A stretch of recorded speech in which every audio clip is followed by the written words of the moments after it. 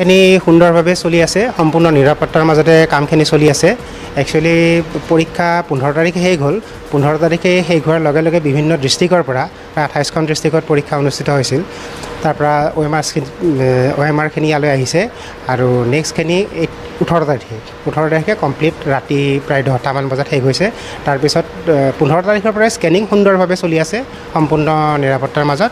আৰু এই যিটো স্কেনিং প্ৰচেছত আমাৰ ৰাজ্যৰ মানে অসম ৰাজ্যৰ কোনো লোক ইয়াত ইনভলভ নাই, সম্পূৰ্ণ বাহিৰৰ মানুহৰ দ্বাৰা মানে স্কেনিং কৰা হৈছে। মানে আমাৰ অসমৰ কোনো নাই, বাহিৰৰ মানুহে তেওঁলোকে চাই, বাহিৰৰ মানুহে মানে অসমৰ মানে মানুহৰ দ্বাৰা স্কেনিং হোৱা নাই।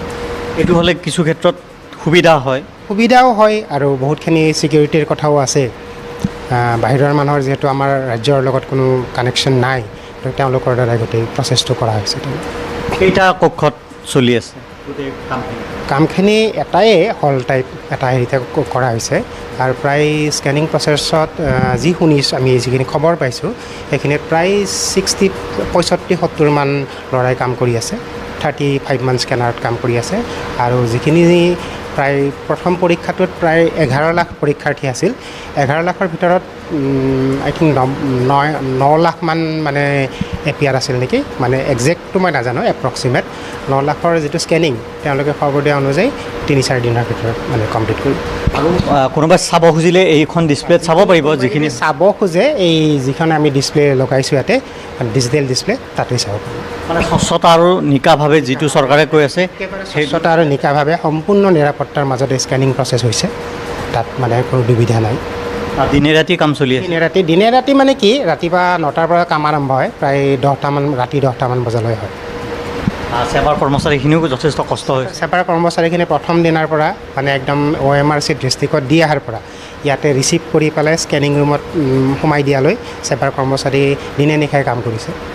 আৰু যিহেতু আৰু 3টা পৰীক্ষা আছে, সেইখিনিও আপোনালোকে এনেকেই হ'ব। এটা 29 তাৰিখে নেক্সট লাষ্ট ৰবিবাৰটো এই মাহৰ, আৰু নেক্সটটো আছে আপোনাৰ অক্টোবৰৰ 27 তাৰিখ।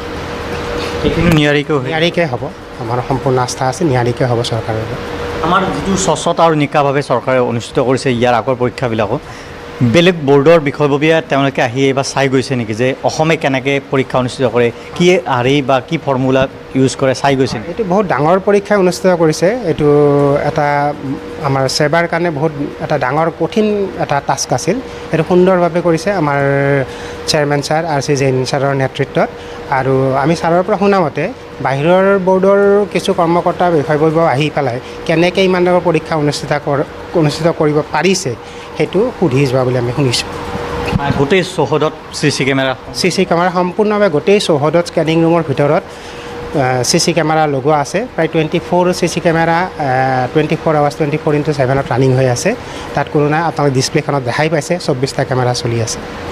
ছিকিউৰিটি ব্যৱস্থা আছে? ছিকিউৰিটি ব্যৱস্থা সম্পূৰ্ণভাৱে অসম পুলিচৰ দ্বাৰা, SBৰ দ্বাৰা, মানুহৰ দ্বাৰা ছিকিউৰিটি ব্যৱস্থা কৰা হৈছে। তেওঁলোকে খুব সুন্দৰভাৱে কৰিছে।